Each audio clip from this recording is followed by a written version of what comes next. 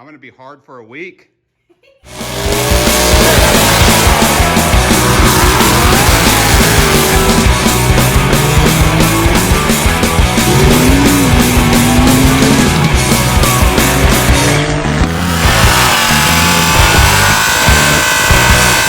Well guys, working on a wiring board today. I have never done it. So got some ABS from Amazon. Kind of got it halfway fit up and cut up in the car. These two bolts right here go to my HVAC panel, and that's what I'm going to mount this on. Not sure how exactly I'm going to do things. It's going to look kind of like, put that there, this probably there, something like that, maybe like that, probably more like that. And then got to fit this guy somewhere. Probably gonna mount her. Oh, tangled mess. There we go. This is gonna look something like this. I don't know. That's probably about what I'm gonna do, but just wanted to show you guys what I'm working on. I'm gonna start drilling holes and get these things mounted, and we'll see how it looks in the car. Well, kind of got things mounted up here. This is the bus bar there. Power, I'm gonna run 2 or 3 cables to this, and from this. This is a little leash box that has ignition, ground, and then fused power sources. So I like that, and then solid state relay for the trans brake. Kind of a basic little setup here, nothing too crazy, but hopefully get that thing up and running. Well, kind of got it set in here now. I got it bolted up. We got one bolt up there and one in the middle. It's pretty sturdy. I think most things will be easy to get to besides the input and output bus bar there. I kind of wish I would have moved it up, and I still might take it back out and move it up. But for now, I'm going to get the power and stuff ran, the grounds, and then I have a bunch of fuse boxes in here. As you can see, these aren't mounted, but these are just set there so I know where to run wires. And a lot of them are getting hooked onto that, so it can tell them, hey, ignition's on, turn on, and the ground and power will be distributed there, and everything will be happy. So, gonna start connecting some wires now. All right, guys, kind of making progress. You can see the right side's ignition or switched power. Top is constant 12 volt, left is ground. So I'm making power. Those 2 leads are for the PDM, the lights PDM, and then for my switch panel. And I'm using this clear, not clear, but white shrink tubing that prints. I'll take a video over there, but slowly making progress. Obviously this will all be zip tied up and look nice, but just slowly plugging away. This is what I'm using to make my shrink wrap labels and stuff. You print it, and then it prints on this shrink tube. Then you just put it on there like regular shrink wrap. It works pretty good. This is actually what I use to mark grounds and stuff at work, but works good for this. So this one's spelled right. I don't know why the other one didn't print off correctly, but this shrink tube's really sensitive to heat. It like takes barely nothing. It actually shrinks the letters as you go. You see, it kind of just shrinks with the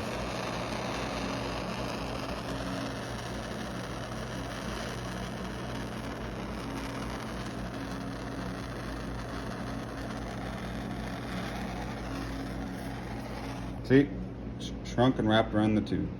Slowly getting closer.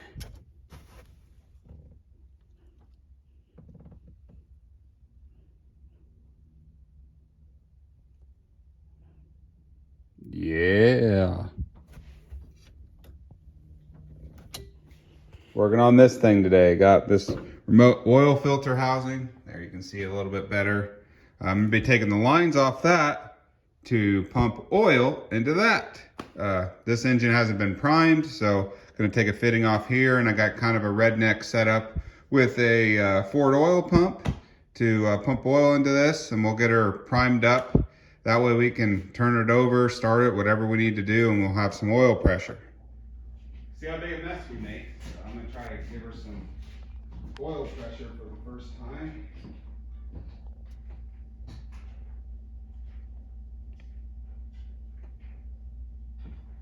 You know what would help that situation, Mary? A battery.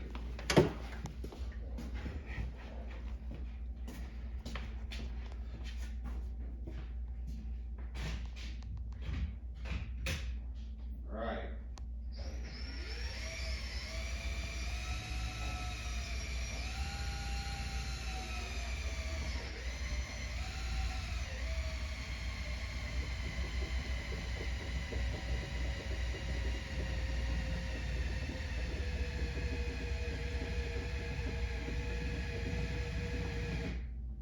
Nothing? 0.2 was the highest. Okay, that means it's probably flowing oil. I gotta grab another battery. That's all she had. That's all the juice she had. All right. There might be 4 batteries that are all dead.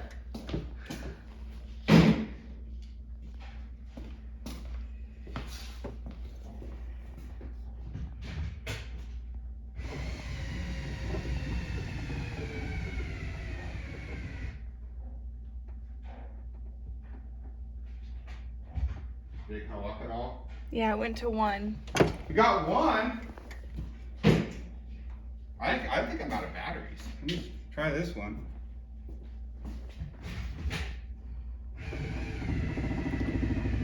Hey, we're at 10, 14, 15, 15, 16. Okay, a lot. What did it go up to? Like 30 something. Really? All the oil pressures. Yay. What are we doing? Checking to see if we have oil pressure. So this is a small block Ford oil pump with a 10 barb hose plumbed into it, into my remote oil filter housing. Trusty DeWalt drill that's almost dead. And then just a suction hose into a quart jug. Give her a spin. Floor it. 50 pounds of oil pressure. That's all a DeWalt drill can handle. Floor it.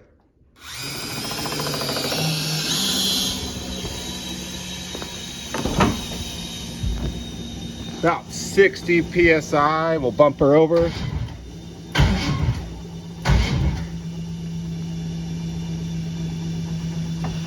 That's good. Pretty happy with the old oil pressure thing. It pumped it all up to 60 PSI once I got a good drill. So crappy 18 volts. We had to do some wiring here, so that's why I got that all kind of taken apart right there. But we are getting closer and closer by the day. Slowly adding things and getting this kind of mess cleaned up. Obviously, I'm not done yet, but got quite a few things kind of ran, and it, from what I've done, it looks pretty decent once it's mounted up and the wires are short and tied up, but obviously there's quite a bit that hasn't been done yet. I was actually fighting an issue caused by that blue wire there.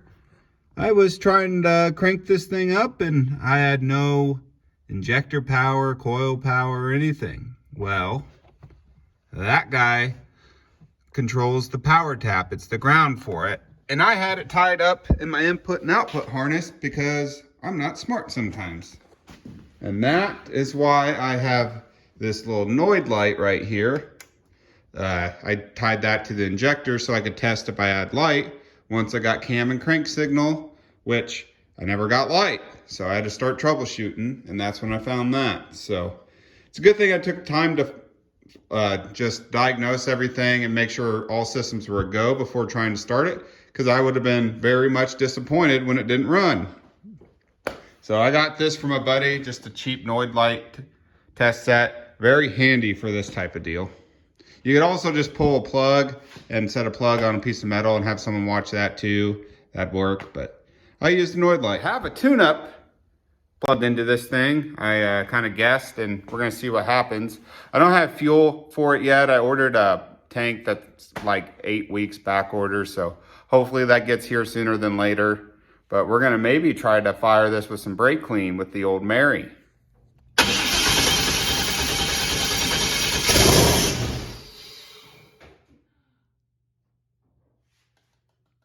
I'm gonna be hard for a week. Well, I got her all sealed back up, but at least there's the sign of life. I didn't want to run it very long. I don't have no coolant or anything, but just so I could hear it, maybe get some motivation. I mean, it's just crazy how much quieter this thing is than that.